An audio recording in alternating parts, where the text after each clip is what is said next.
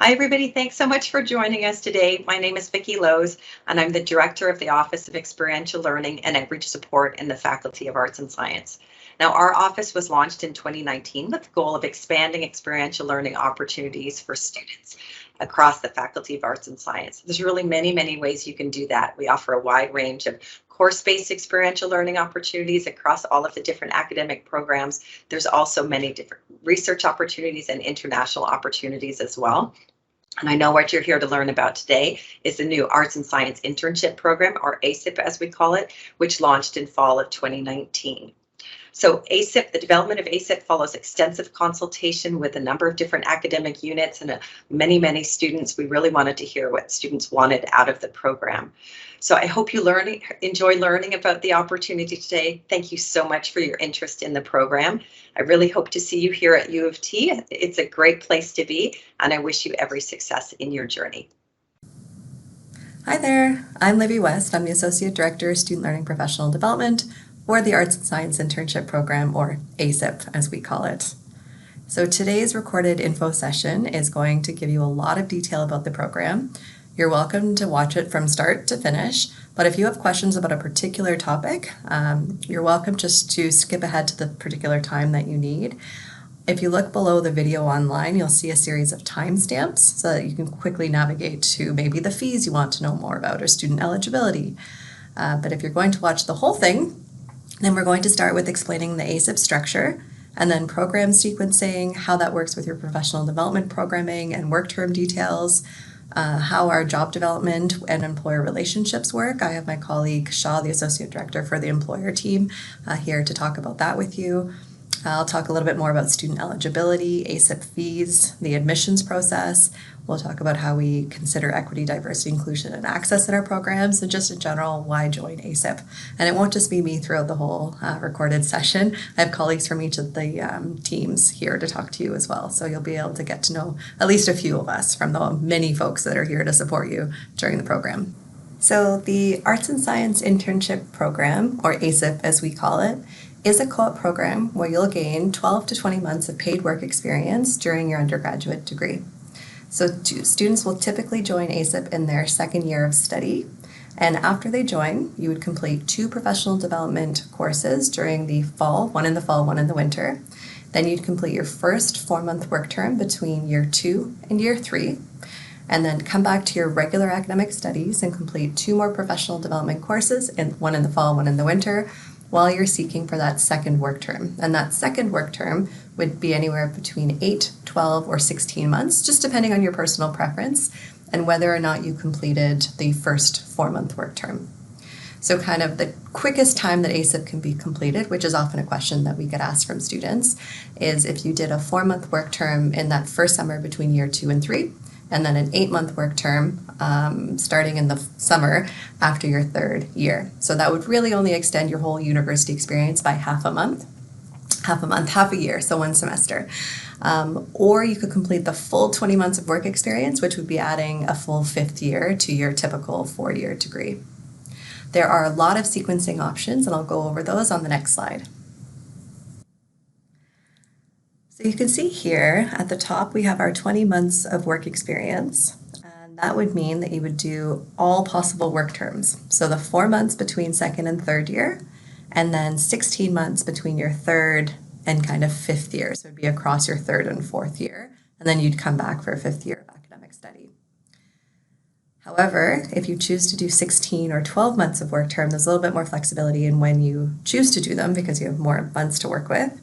So typically for a 16-month work term, students would complete a work term between 2nd and 3rd year in that first summer.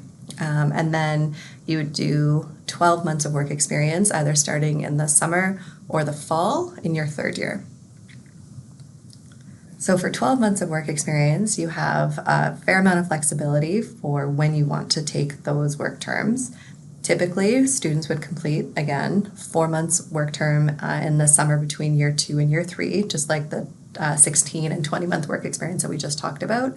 And then your second work term for a 12-month sequencing would only be 8 months, because 4 plus 8, 12 months. And that 8-month work term could either start in the summer or the following fall of your 3rd year. However, if you see here for option number 1, I've circled where it says year 2 summer, option to take academic course. That is the summer period where typically everybody would do their first 4-month work term.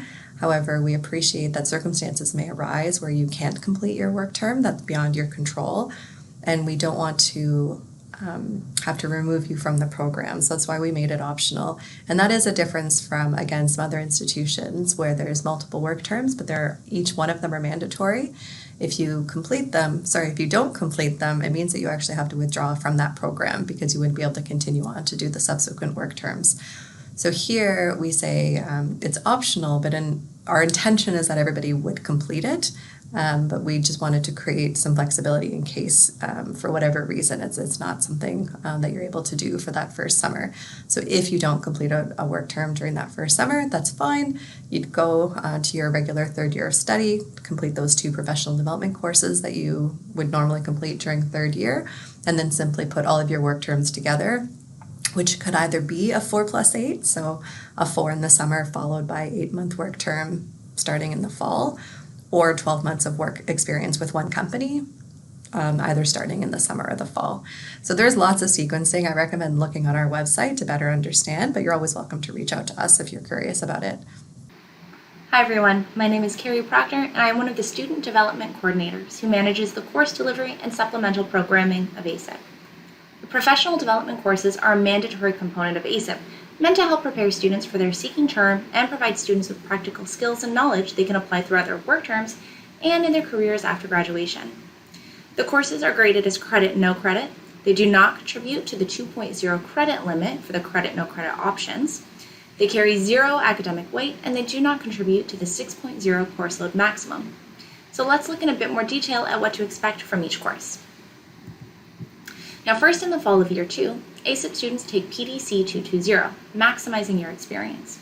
In this course, students learn to articulate their skills, develop career planning and goal setting skills, and learn the fundamentals of the job search process, including creating strong competitive resumes and personal marketing documents.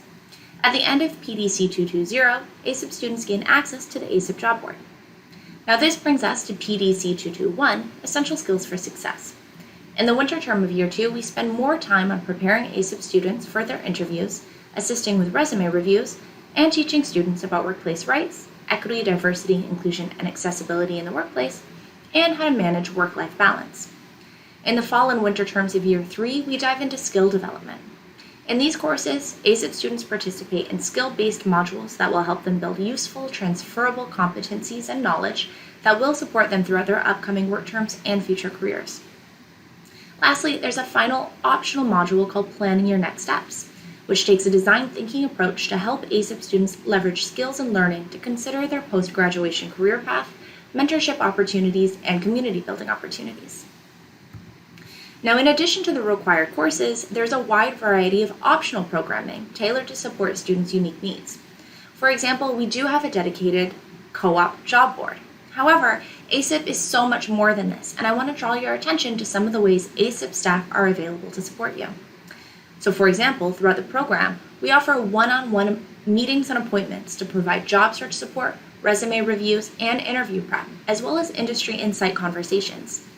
ASIP staff also coordinates networking and job preparation events and resources, including with industry contacts and insights. ASIP staff also provide work term check-ins and support to ensure your success on your work term experiences. We also provide a variety of resources that are tailored to ASIP students' needs and community building activities for you to connect with your fellow ASIP peers. Now, we've had some great feedback from students in our inaugural year. Students have shared that they appreciate the tailored resources and support, the timeline feedback, and the chance to connect with other students going through the process. Now, I won't read the quotes, but I encourage you to pause the video to read what other students have to say about their ASIP experiences. Now, I'll pass it over to Shaw to provide more details about the ASIP work term. Hello everyone, my name is Shaw and I'm the Associate Director of Employer Relations and Operations in the ASIP program. Myself and my team manage everything employer and employment related throughout the co-op recruitment cycle. It's important to note what a work term would look like for you, especially in the summer immediately following your second year. 4-month work term is comprised of 420 hours and or 12 weeks minimum of full-time meaningful work. This means a minimum of 35 hours a week, paid experience in the for-profit, public, or not-for-profit sector. You'd be paid based on sector and industry standards. For reference, the average income for a U of T Scarborough Arts and Science Co-op student in 2019 was approximately $11,000 for a 4-month work term period. Students with accessibility or accommodation needs may be granted reduced hours, of course. Students are also permitted to take a maximum of one 0.5 credit course during each 4-month work term period. Students do have to maintain a full-time status to stay enrolled in the ASIP program. It's important to note that a work term is not guaranteed in a co-op program. However, our team is available to support you at every step of the way and throughout the application process. Everything I've highlighted here is applicable to the 4-month terms. However, for more details as far as the term lengths as it pertains to an 8-month, 12-month, or 16-month work term, that is available on our website and encourage you to check it out. Now, how do we develop these job opportunities for students to apply to? The most important step is the outreach we do in order to generate awareness of ASIP and what our students can offer. There are a variety of avenues to do so, including meeting potential employers by attending trade shows, being a part of professional associations and attending those respective events, receiving internal referrals from our faculty and staff, as well as some good old-fashioned cold calling. Once we start nurturing these cold leads and convert them into prospects, we then vet any incoming jobs before they're posted on our internal co-op job board to ensure that they meet our standards and qualify for a co-op work term. We also provide students with an external job list comprised of postings from employers we were not able to connect with. That's to ensure that everything is front and center for our students. Furthermore, we're here to provide students with support if they intend to perform a self-directed job search in addition to using the resources that we have provided. So, I just spoke about the means through which we develop these work term opportunities for you, but what exactly do we tell these employers when we speak to them? After extensive consultations with the academic units to learn more about the ASIP students' programs, we were able to develop meaningful marketing materials that highlight student skills after second and third year, as well as potential industries and roles for those academic programs. This has allowed my team to advocate for the unique strength of our students with every employer interaction. Lastly, I wanted to touch on a very exciting partnership between ASIP, Arts and Science Co-op at the Scarborough campus, and the PEY Co-op program in engineering at St. George. The goals of this partnership are to minimize duplication of efforts and maximize impact of employer outreach activities, create a seamless experience for employer partners recruiting co-op/internship students, and to increase the number plus broaden range of opportunities available to our students.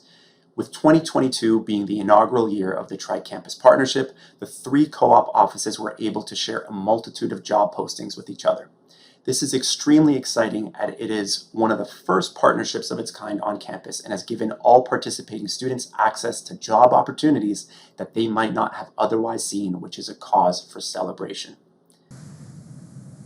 Hi there, my name is Aline, one of the ASIP coordinators. In my role, I connect with employers who want to hire interns and co-op students, and I assist students in finding and retaining their work-term opportunities. There's a wide range of opportunities available, and we also support students in their independent job search if there is an area of interest that they want to seek out. The average hourly rate varies across disciplines and will typically depend on the amount of experience a student has. Last summer, we worked with over 50 companies, for example, UHN, CAMH, Mountain Sinai, Microsoft, and others. So in terms of eligibility to join ASIP, the first important eligibility criteria is that you are enrolled in an academic program that is eligible for ASIP. And I just want to clarify this because we do get a fair amount of questions from students.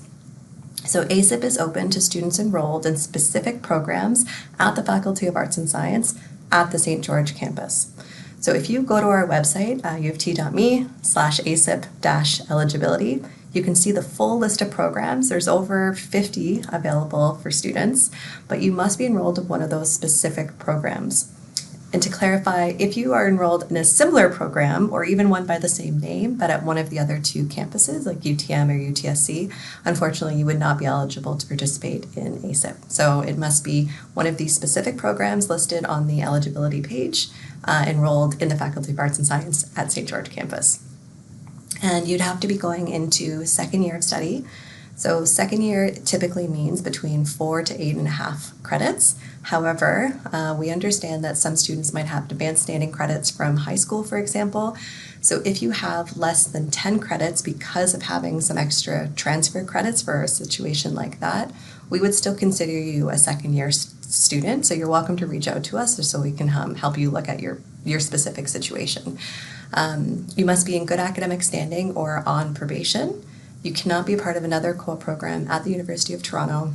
It's open to all domestic and international students. And I'll talk about fees in another slide, but just to mention that the fees for international and domestic for ASIP are the same. So I think that's important to mention. And you must be a full-time student. So students will typically enter ASIP in their second year of study. However, there is a limited option for year 3 entry students. And the year 3 entry is really only open to students who joined an ASIP eligible program after their second year. So the easy way to understand this is, if you were eligible for ASIP in that summer before second year, so you were already enrolled in an ASIP eligible program or you just enrolled in one, then that is the time that you should apply. And if you choose not to apply for whatever reason, then unfortunately you would not be able to apply the following year. So the year 3 entry program option is really only for students who have joined an ASIP eligible program after that typical kind of first into second year program enrollment period. So if that is your situation, then we would welcome you to apply. The kind of some considerations for you is that because you're coming in this in your third year, all of the professional development courses and work terms are condensed very much into about 1.5 to 2 years. So you do all 4 professional development courses in that first fall and winter that you join in your third year. So you do your first and your third course in the fall, and you do your second and fourth course in the winter. Those courses take about maybe 2 to 3 hours each a week on top of the job seeking, which does take a number of hours every week. So you really should ask yourself if you'd be able to kind of thrive in both ASIP and your third year studies, because third year is typically a quite academically rigorous year. Not that the other ones aren't, but third year is particularly challenging for a lot of students. And we just want to make sure that you will succeed in both your studies and ASIP, but that's not really for us. That's, you know yourself better. So just know the kind of the additional workload. You would complete 12 to 16 months of work experience, and that could be in 1 or 2 different workplaces. So you could decide to do the 4 months right away, followed by an 8-month at a different company, or you might want to choose to do all 12 or 16 months at one company. So you still have that flexibility of working in 1 or 2 different places. It'll just depend on what you're interested in. There are additional program eligibility criteria for year 3 entry students. So please do go to our website and look up your specific program of study to see if there's additional eligibility criteria for you as a year 3 entry student in your specific program. So there are fees associated to participating in ASIP, and you can look at our current fees posted here on the slide, but also you can always check the current fees on our website. So if you go to uoft.me/ASIP-fees, you'll see the current list of fees as they might change each year. So the program fees are paid in 6 installments, 4 of which are tied to the professional development courses, and 2 are tied to work terms. So typically this means that you pay 2 of the program fees in your first year in the program, so typically your second year of study, 1 in the fall, 1 for the winter. And then the other 2 program fees would happen in the following third year, again, 1 in the fall, 1 in the winter. And then the way the work term fees, the first work term that you would complete between year 2 and year 3 in that summer, there's no fee associated with that term. So when you secure your work term and go out to work, you would just pay your part-time incidental fees, but then you wouldn't have to pay a work term fee as well. But then when you go out for your second work term in your third year, the first 2 work terms typically the summer and fall, or it could be the fall-winter if you choose not to start in the summer. That's when you would pay your 2 program fees tied to the work terms. And you can see here that if you complete more work terms, so minimum is 12, but if you end up doing 16 or 20 work terms, there are no additional work term fees. It's only ever those first 2 that you will pay for after your 3rd year of study. Now, this is a little bit different if you're a 3rd year student, a 3rd year entry student, so that all of your programming is quite condensed. For year 3 entry students, because you're taking all 4 professional development courses in the 1 year, you'd pay kind of 2 times everything that I just said. So you'd pay your 2 professional development ancillary fees in the fall, 2 of the program ancillary fees in the winter, and then it would be similar. Your first 2 work terms starting in year 3 would be where the work term fees apply. It's so based on that, whether you're doing 12, 16, or 20 months of work experience, it doesn't matter. It'll still be the same program fees across all of those experiences. It's the same fee whether you're a year 2 or year 3 entry. It's the same fee whether you're domestic or international. So as an international student, the ASIP fees work differently than your course fees. So you'll obviously pay different rates as an international student for your regular academic courses. But with ASIP, because they're ancillary fees, they operate quite differently, and the fees that are posted are the fees that all students pay, whether you're international or domestic. If you are an Ontario student and you're applying for OSAP, which is one of our financial aid programs here, you do have the option of putting your fees on hold while you're off on your longer work term and put yourself into interest-free status. And when you join the program, we have somebody from Enrollment Services come and explain how that process works for you. So just know that that is an option for you as well. And I encourage all students to connect with their college registrar if you have any concerns about the fees associated with ASIP. They've all been informed about ASIP or are familiar with the program and the fees associated with it. And we really hope the way that we've set up the fees, particularly with that first work term, not having any fees associated with it, will make it that you're able to ideally cover the cost through the work term salary that you'll gain in that first summer before having to go into that second year and start paying for the work term fees. If you have any question about the fees, please don't hesitate to reach out to us. When you apply to ASIP, there are kind of 2 separate sections to your application. You will answer 4 short answer questions. Each question has about a 120 word limit to your response, so it is quite short. And then you'll submit your resume. So for the first 4 questions, they're non-cognitive questions. We're looking for evidence of kind of core transferable skills, things like leadership, communication, your motivation to learn, your resiliency, ability to overcome challenges, your sense of self and responsibility, your ability to learn from mistakes. So these 4 questions that we'll ask you are designed to look at each one of those qualities. And just so you know, when you're answering it, we score across all 4 questions on a structured rubric. And that rubric is for all 4 questions. So if you demonstrate leadership in question 1, and then it comes up in your example in question 3, regardless of what the actual question is, we'll look at your answers across all 4 to see overall how you've demonstrated that competency. So think about the 4 questions together very much like a holistic package that you're putting because they're scored together, not independently. So it's a bit of a tip for you. Also to let you know that all of our application reviewers have gone through cultural competency and implicit bias training because we want to be obviously as unbiased in process as possible.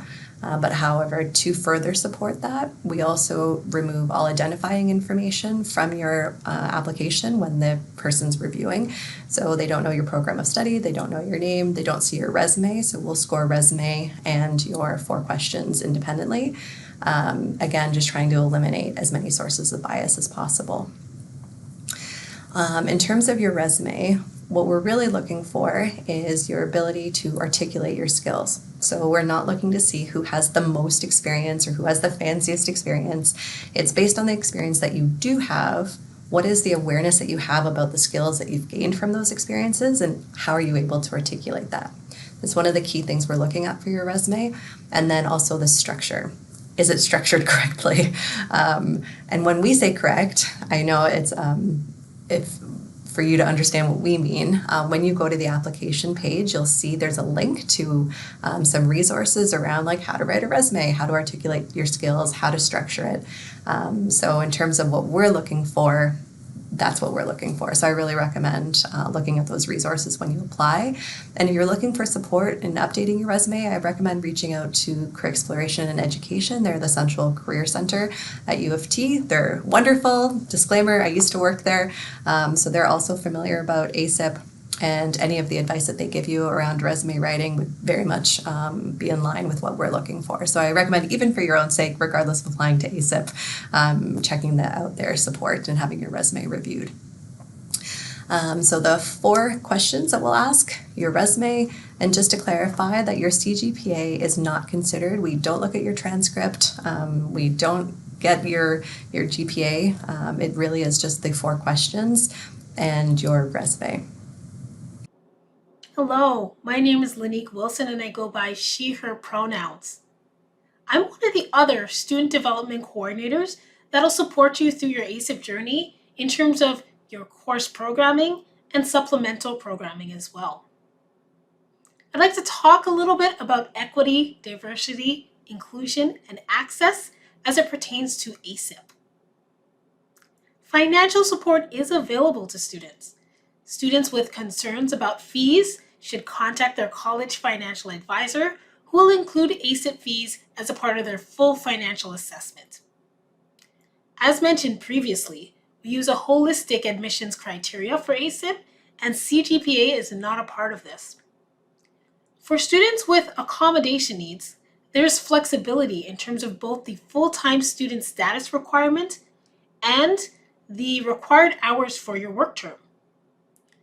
We have intentionally designed our professional development courses to be as flexible as possible and representative of the diverse needs and interests of our students.